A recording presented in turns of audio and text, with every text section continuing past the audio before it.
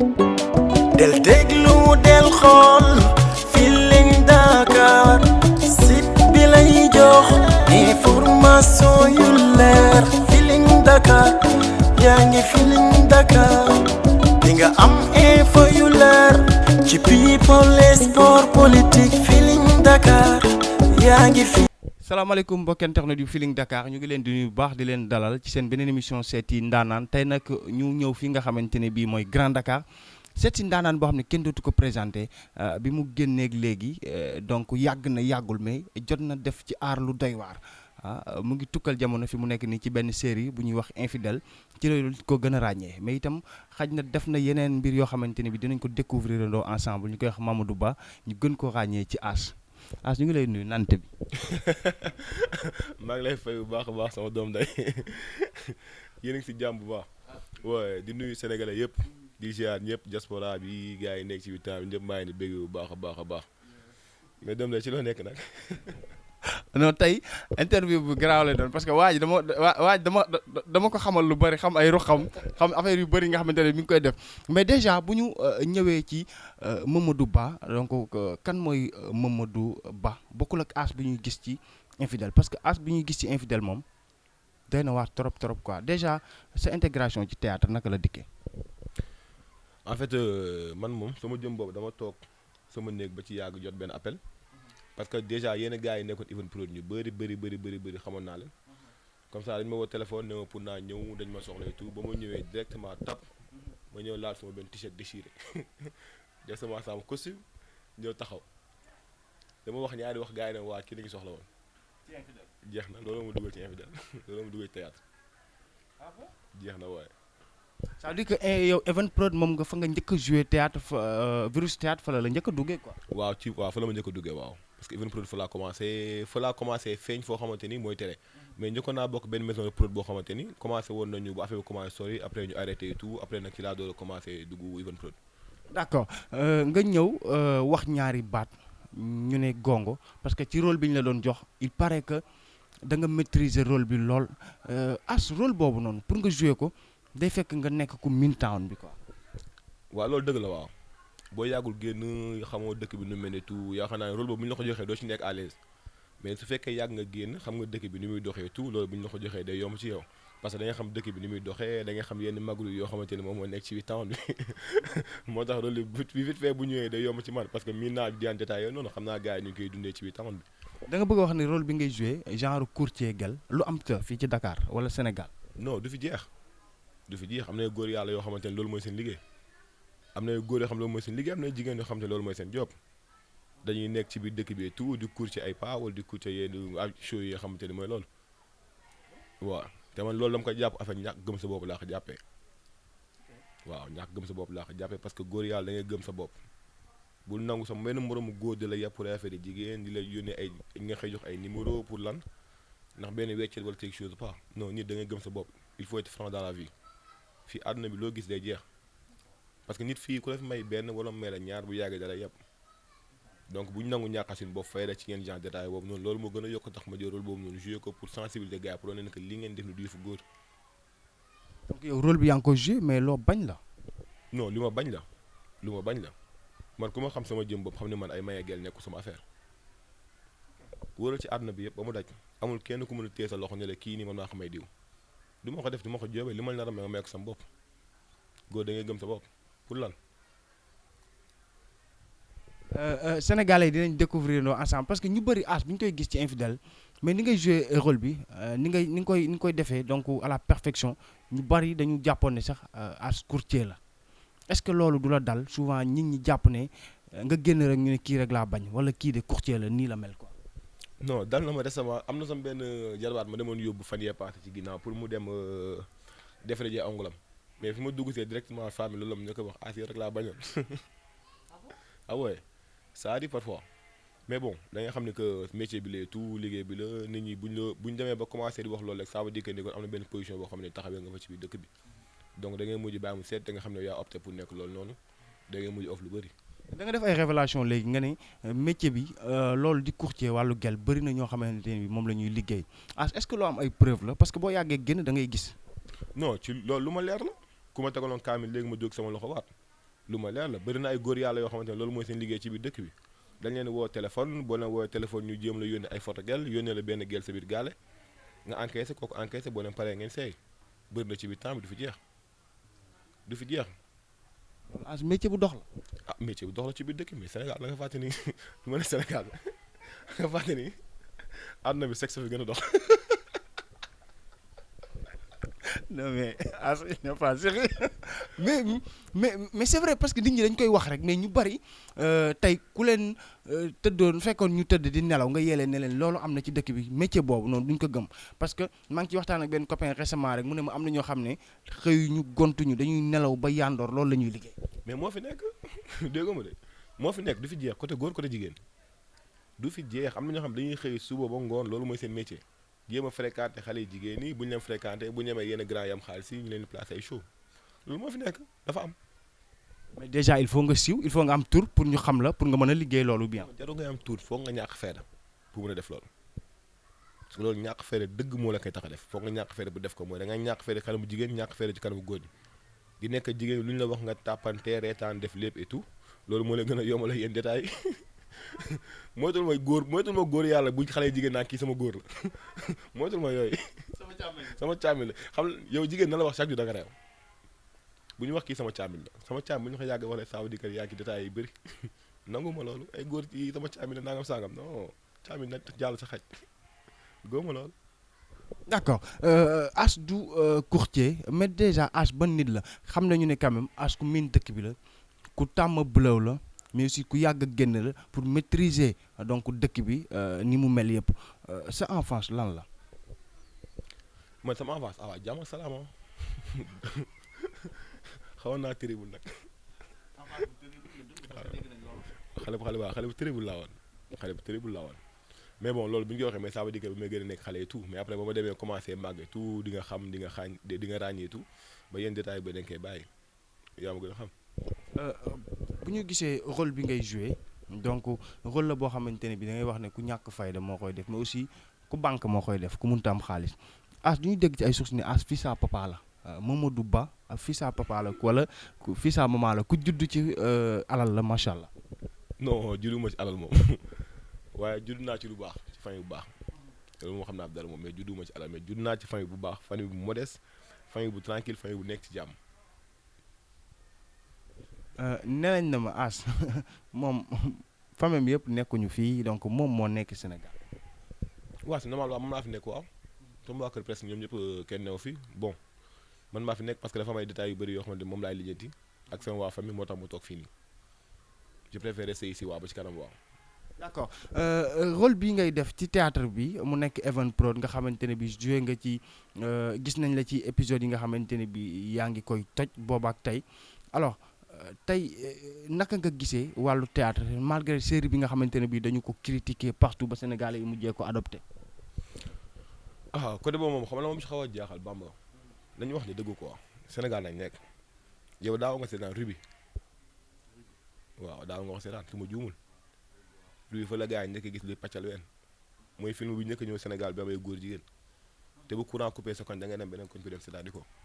waaye ñëpp mbéere ñëpp a koy seetaan fii ku fi nekk la arrange moom ngay def ñun juguñu pour yàq jeunesse mais dañu jug pour sensibiliser wan gars yi que lii moo am ci biir dëkk yi protéger leen seen doom doxee leen nii doxee leen ñële pour nit ñi xam infidèle gisoo fa fóonante y a des clips yoo xamante ni génn ci biir dëkk bi yaa ngi gis ay jigéen ñi ngi toog ci kaw góor gars yi kaas ñu ko am na leneen lu ñu war a mun a kaas lu dul lii am na beneen coow bi war a nekk ci biir kii lu dul lii gars yi nekk ci biir daara yoo xamante ne ñu ngi ci biir dëkk bi et tout lekk ñu naanu ngi defuñu dara gars yi dañu kaas loolu yaakaar naa loolu mais yooyu ci priorité yi ci la bokk yenn détails yi xamante ni yenn affaires yi nekk ci biir dëkk yi fii nii bëri na fi du jeex am na lu ñu war a mun a kaas leneen lu dul team infidèle wala quelque chose pas dans dañuy critiquer infidèle non man côté boobu moom je suis pas d'accord mais aussi yéen est-ce que doo leen oser parce que parfois ngeen dem vraiment ba yenn rôle yi dañ koy gis ngeen di tëgg loo xamante ni gars yi dañ naan non ñii dañu oser rek mais li amul Sénégal ay par exemple rôle bi nga xamante ne bi ministre bi Sankaré mi ngi koy joué comme ay dafay dajale ay jigéen di leen placer ay ministre di leen placer ay député mais loolu amul Sénégal. infidèle lu ñu joué am na ci biir dëkk yi man fenkat maa la ko wax lu ñu joué rek am na ci biir dëkk bi am na sax lu ñu bàyyi loo xamante ni joué ko ndax bi nga ko joué woon dëkk bi tas mais lu ñu joué dafa am ci biir dëkk bi pire moo fi nekk ñun xam nañ dëkk yu baax xam nañ li fi daw pire moo fi nekk xoolal 95% sénégalais yëpp dugg seen téléphone nga dugg seen émoji yi doo fekk jaamu de maag yow ñuy wax de boo paree nga jox ma sa téléphone dégg nga dugg ci émoji yi maag yow doo fekk jaamu de lu leer laa la wax yow même rek yow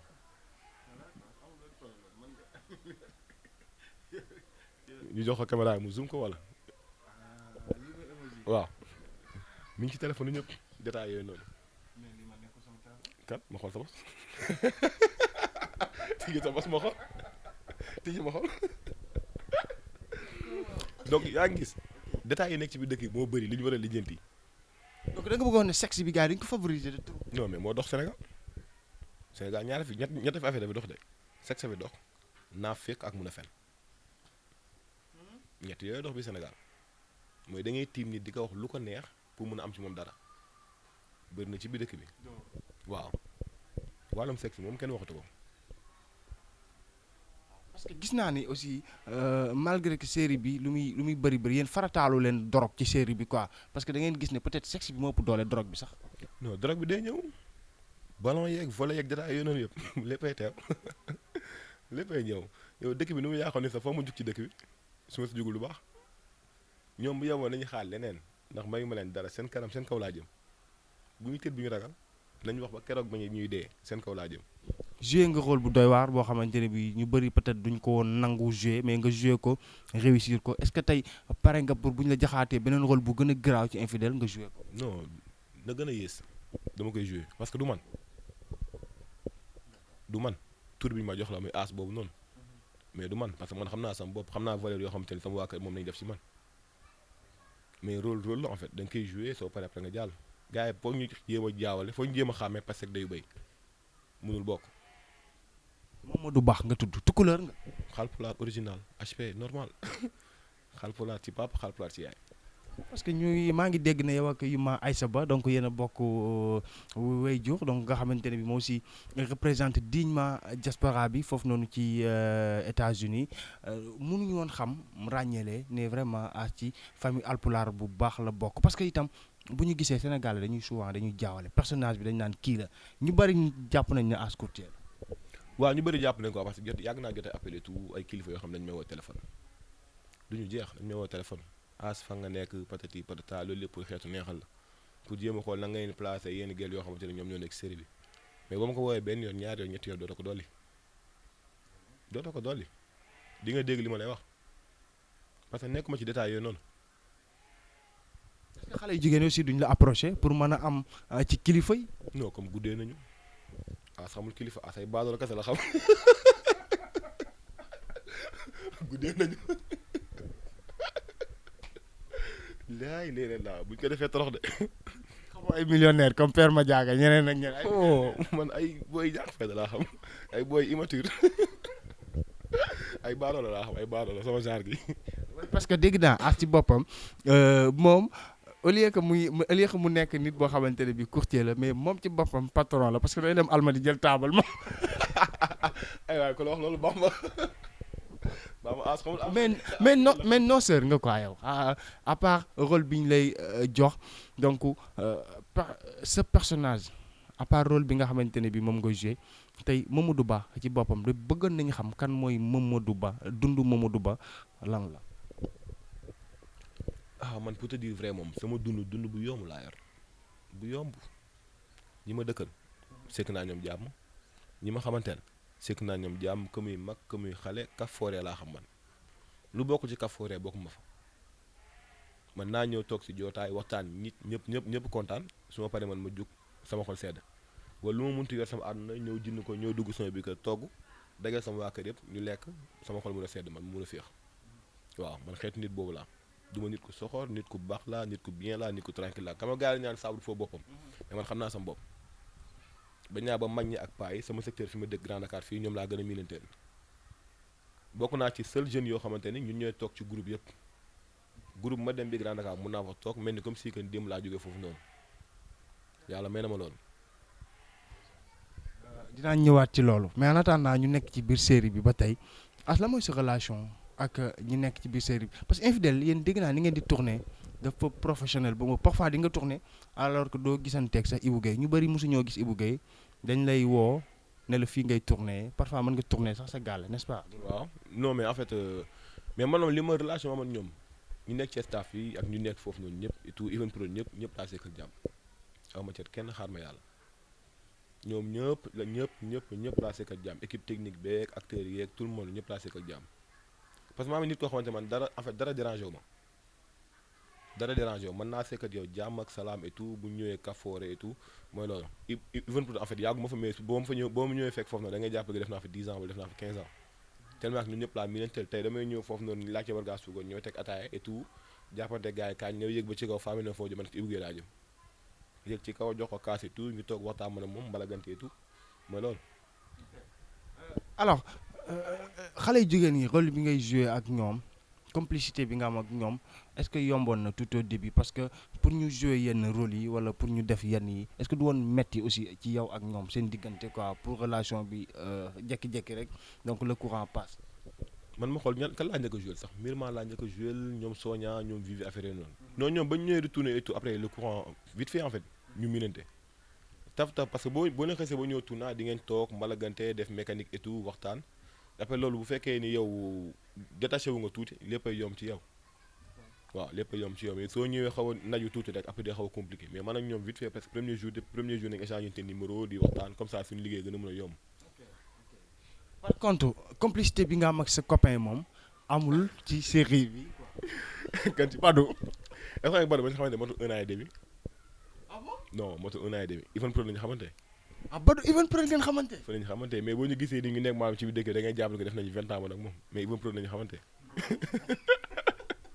mais est-ce que du kon da ngeen di continuer di ànd après série bi. est-ce que waaw yéen a ànd quoi. waaw dañuy ànd et tout parfois dañuy ànd génn dem doxantu ji wala man ma dem këram wala moom mu jaar fi et tout. non mais Badou vraiment dañu jàpp ne amitié la boo xamante ne bi c'est de longues années yéen ñaar quoi mais aussi Badou ni muy joué noonu ak yow ni nga dafa mel ni dañu la jox rôle bi nga maîtriser jox ko rôle bi nga maîtriser liy nekk personnage am carrément moom tamit fii sa papa. Badou Badou yambar la waay mun ma waxee waxu Badou waay yambar la waaw moom tamit en fait rôle bi nga ko jox da cee nekk à l'aise waaw parce que parfois boo dundee benn affaire et tout bu la joxee rôle boobu noonu day yomb ci yow waaw. daf ko dund. waaw da ko dund waaw da ko dund galéré wul en face am ba mu màggee tamit galéré wul comme ça veut dire que ni il est à l'aise. ay termes yu doy waar la yor. mi ngi ñaaw de. galéré wul enfance am moom itam en tout cas mu nekk loo xamante ne bi vraiment bu ñu ko dee joué parce que actuellement nag bu ñu waxee dëgg-dëgg bokk ngeen ci acteurs yi gën a toj yow sa duo yow ak Badou nit ñi sax ñu ngi naan loolu moom dañuy yàkkamti franchement ngeen feeñ yow ak Badou récemment bu may mujjee seetaan fi ngeen toogee séance bi ngeen toogee ba Antoine ñëw mais loolu toj na àdduna quoi. ba ñuy génn mouchoir drapeau blanc Antoine daf ñu sonal xam nga fu ñu toppee daf ñu sonal daf ñuy néewal doole carrément nga naa Badou nag kañ nañuy fipp kañ ñeen ci Ibou Guèye bindal ñu benn texte boo xamante ne ñun dañuy noq sa waay sax ñu mën a nekk sa jàmm waaye fu mu ñu gis toroxal ñu. mais après tournage yi ngeen am ay complicité yow Antoine yow ak vraiment donc gars yi. waaw après tournage waaw parce que bu ñu xasee ba tourné dañuy échanger numéro bu ñu échanger numéro toog di waxtaan par message vite fait et tout ba pare dañu am benn groupe boo xamante ni ñun acteurs presque ñëpp fa nekk waaw dañuy waxtaanante dañuy daje dañuy football dañuy defandoo lépp et tout donc suñu miinante des gars quoi. jalousie bi ñuy wax ci yenn troupe yi nekkul quand même ci Even Pro. non gisuma ko fa nag wax dëgg fa neex yàlla Even Pro moom benn bopp la gars yi kafooree nañu xam boo ñëwee premier jour te yow da ngay jàpp ni que yow yàgg nga fi donc tellement que gars yi nu ñu lay téewee nu ñu waxtaan ak yow nu ñuy café yow ñuy defal lépp te esprit partage en fait moom foofu noonu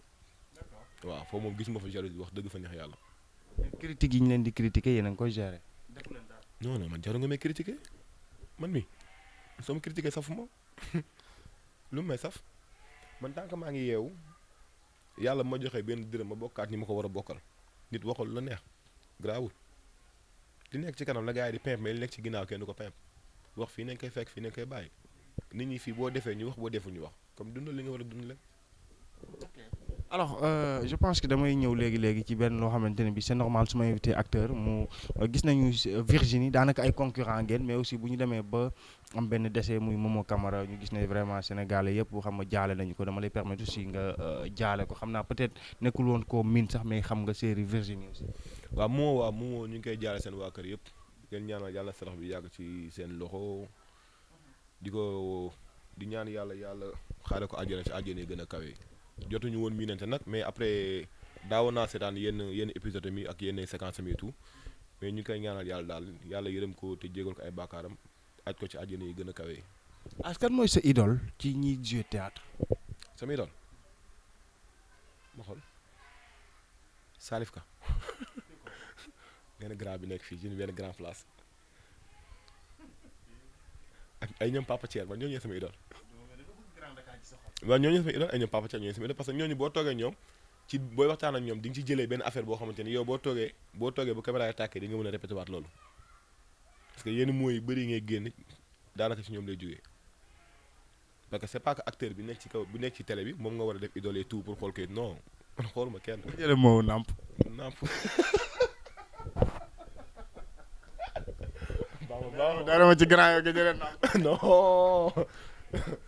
namp yi waaw da nga naan père ma jaaga ñaata namp laa la jox. ba pare nga bëgg ma kidnappé bii ma jaaga moo dul yooyu ay xeetu kàddu la yoo xamante ne gars yi day passé day jàll fii ci gars yi vite fait da ngay toog ci grand place yi dégg gars yi di ko waxtaane affaire yooyu noonu ñu koy jàppate kaaj moo tax. alors bu loolu weesoo aussi li ma doon wax léegi ku bëgg Grand Dakar nga dafa nekk sa xol donc sa histoire ak Grand Dakar donte fi nga juddoo mais après da nga delloo lépp quoi as fi ngay nekk ci koñ bi ñetti woo star donc chaque jour yaa ngi toog ci grand place yi kaf ak sa koñ waa réew teeg ñoom. non mais star amul yaa dañuy xaañu rek benn star moom mu yàlla suñu borom yaa dañuy xaañu rek star day am kër am oto te fonk say waajur kooku mooy star mais nii star boo xam te amoo kër am oto foo toog te joo fenn bu fekkee da nga feeñ benn yoon ñaari yoon ñetti yoon bëgg a génn ci mbedd bi di xoggali ko aji mbagg non mais boo daanoo en fait yow kese yaa fay wéet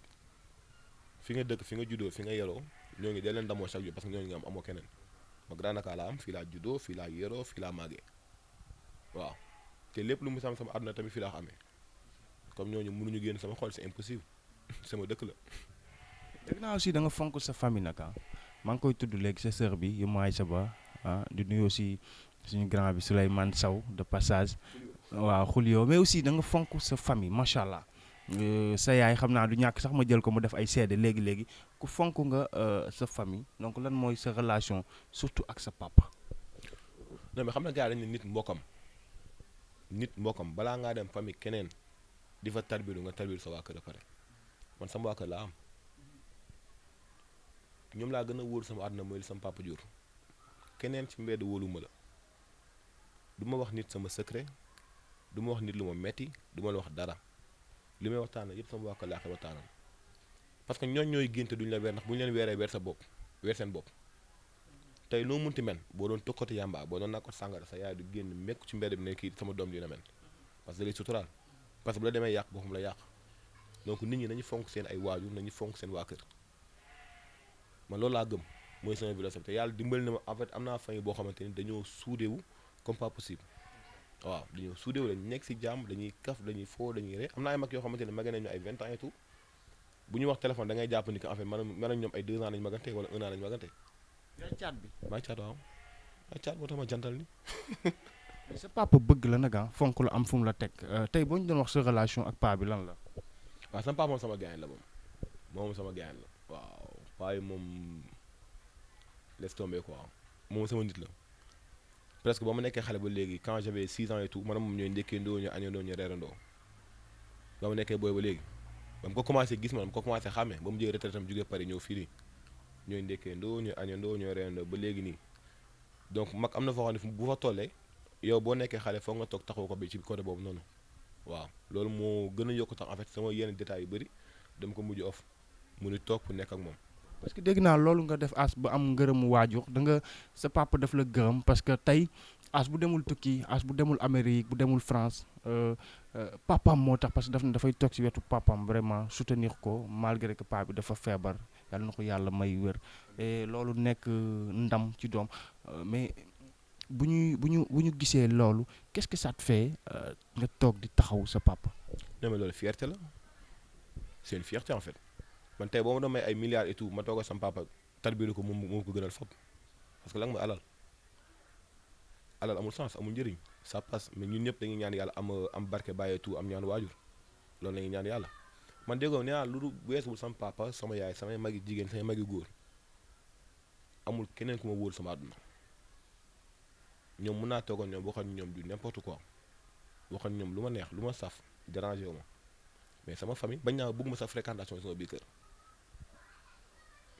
boo ñëwee ci buntu kër gi laa lay toog ne la kaa ngi daaj fii nii parce que léegi dëkk bi dafa yàqu dëkk bi dafa changé nit ñi dañuy dugg sa biir kër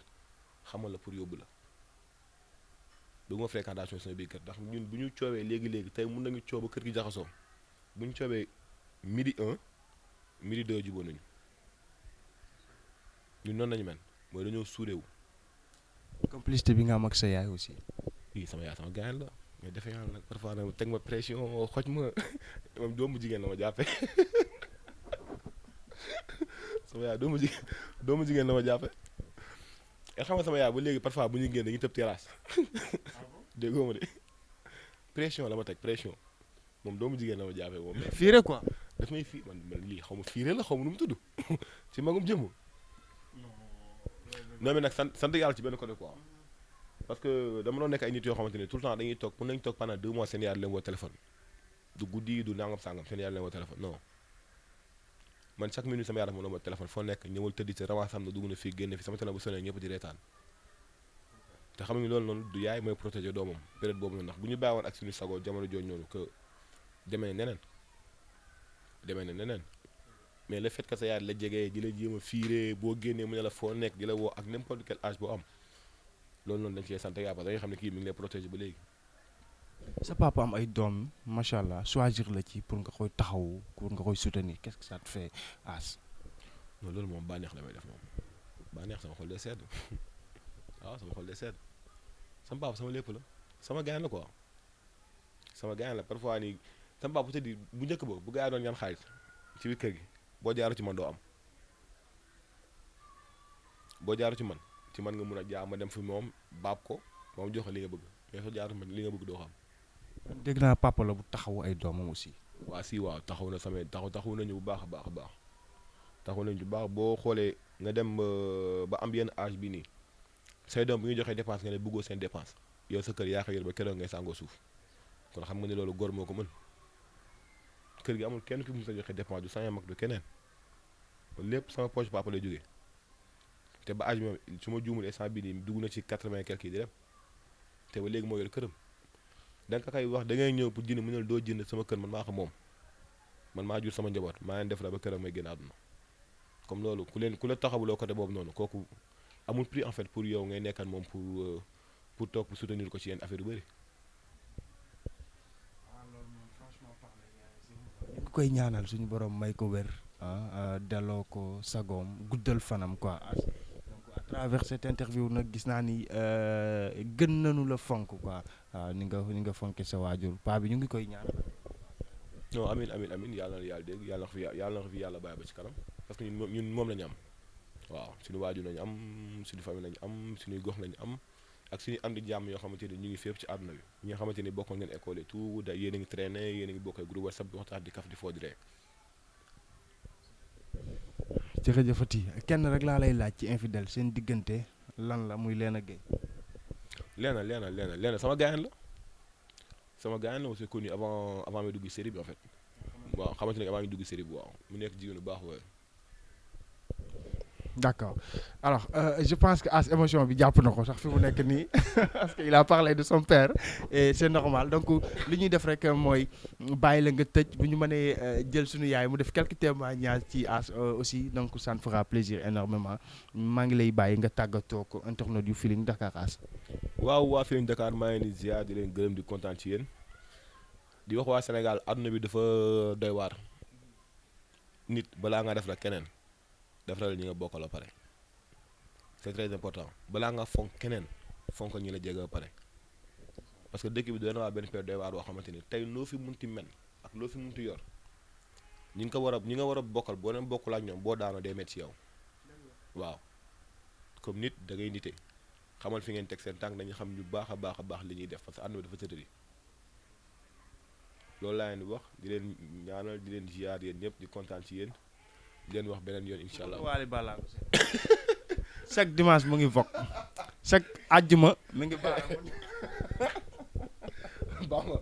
yaa ngi cëppeel. baalkat nga quoi. léegi nag comme baalkat nga dama lay laaj ci actualité bi coow li dox diggante Keba Seck ak Wally barki Dembo Ndiaye donc yow en tant que acteur en tant que kuy baali Wally Ballago Seck tout le temps kuy baali Keba donc nan nga ko jàngatee. wante problème mu famille la. non Keba ma sama doom de la Wally sama gars la dañ leen bàyyi rek xëy na bu ñu toogee nañu waxtaan ñoom seen biir bu ñu toogee Bamba. nañ ko waxtaane seen biir rek bu mu ñaaw de mu ñaaw. mais quand même di nga ma waxal ci Faramareen bi parce que dégg naa ne As dafa bëgg Wally Ballago parce que lii rek preuve la moom laa la fekk nii nga koy seetaan heure bu ma fi ñëwee Wally nga may tegal ban moo nga may wax ci Wally gis xam naa ne moom ngay baali dimanche bu nekk vendredi bu ci nekk mais yan seede rek nga ma mën a defal vraiment ci Faramareen bi ak période bi en tant que baalkat di nga xam ku téye town bi. baalkat bi doo ko génne si. baalkat nga nag As baalkat nga moom. non mais Wally en fait c'est que sénégalais la li muy woy dafa neex waaw li muy woy dafa neex pare sénégalais la pare boo xoolee yenn détails yi dafay tuur da nga xam ne que nit ku baax la jotuma ko fréquenté nag miinu ma koy tuur mais da nga xam ne que nit ku baax lay tuur te boo nekkee sénégalais di woy wala nga nekk benn acteur wala ngay woyal quelque chose pas duñu def affaire lu dul di la soutenir mais man noo maa ngi ci ginnaaw moom mooy sama woykat. moo kenn koo xamanteel ci staff Wally. non bëri na ñi ma ci xam du jeex waaw bëri na ñi ma ci xam presque ay ñoom Sami Thioune fii la dëkk sama koñ la dëkk Ousmane Camara mu kabaro bi ko doon tëggal batterie sama koñ fii la dëkk Grand Dakar la dëkk ak yeneen ay ñoom Jinne Khoule tout yeneen gars yi tout dañuy waxtaan dañuy kaf dañuy fee ñoom Ndiogu Mbaye tout ñoom Ndiogu Mbaye wax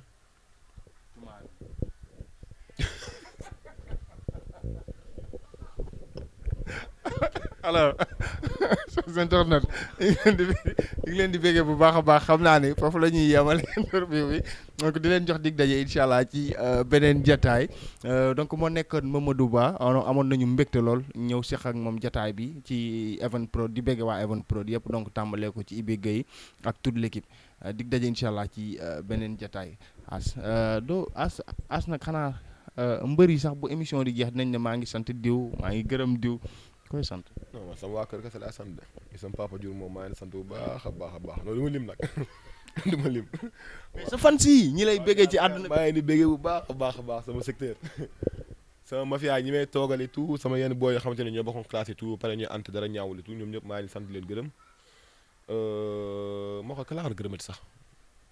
waaw ka laa war a gërëm man dafa mel ni léegi maa ngi nekk mbër de non sama fan si moom ñooñu moom samay gars yi dañuy dégg de téléphone et tout dañuy waxtaan dañuy kaf dañuy foo dañuy ree non amoon naa jabar laa mais As am na ñu ne ci àdduna bi say fan bëgg am sa numéro téléphone bëgg la contacter pourquoi pas. sama numéro gratuit la moom sama numéro gratuit la 77 12 8 9 10 8 9 10 non sama numéro parfois gars bi ñu duggee ci Instagram dañ koy fekk foofu noonu ah su ma jugul est-ce que nekkul 130 xaw ma ak yenn affaire yooyu noonu